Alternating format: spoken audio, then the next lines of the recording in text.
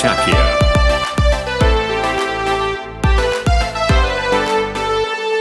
College में जब मैं पढ़ता था, ये उन दिनों की कहानी है।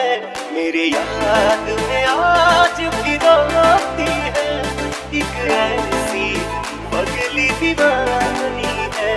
मेरे याद में आज भी रोती है, एक ऐसी पगली दीवानी है।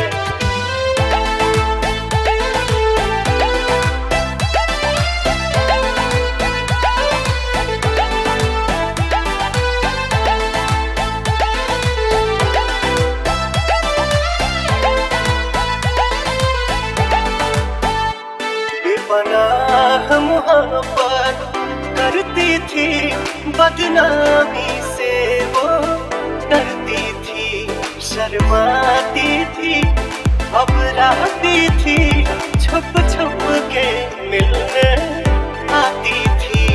यारों नहीं से तू गलत समझा, मेरे मौजों की वो रवानी है।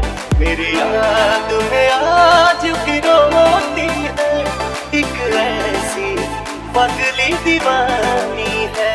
मेरे याद में आज भी रोती है, एक ऐसी पगली दीवानी है।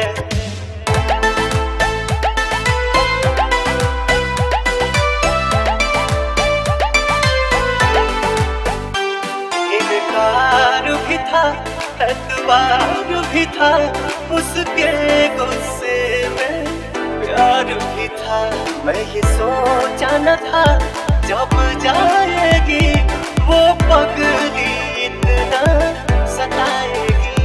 इन आँखों से दरिया बहता है, उन आँखों से झरता पानी है। मेरी याद में आज भी रोती है, एक ऐसी पगली दीवानी है। मेरे याद में आज भी रोती है, एक ऐसी पगली दीवानी है।